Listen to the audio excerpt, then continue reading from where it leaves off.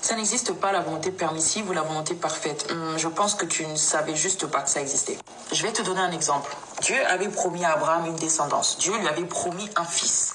La femme d'Abraham a commencé à s'impatienter. Même si la promesse, d'ailleurs, c'est même pas elle que la promesse avait été faite. Bref, Sarah dit à son mari, va vers ma servante et d'elle, nous allons avoir un enfant en gros. Et Dieu ne dit pas non à Abraham. Dieu dit à Abraham de faire ce que sa femme lui a dit de faire. Et Abraham va, fait, et Ismaël sort de là.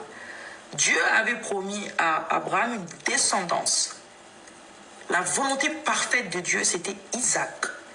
Mais comme la femme d'Abraham commençait à s'impatienter, et Dieu a vu dans le cœur d'Abraham, il voyait aussi que lui aussi, il commençait à douter. Donc il a permis que l'enfant là vienne au monde. Ismaël, c'est pas le plan de Dieu. Ce n'était pas le plan de Dieu. Le plan de Dieu, c'était Isaac. Ismaël était la volonté permissive. Parce que Dieu, étant un Dieu d'amour, il prend nos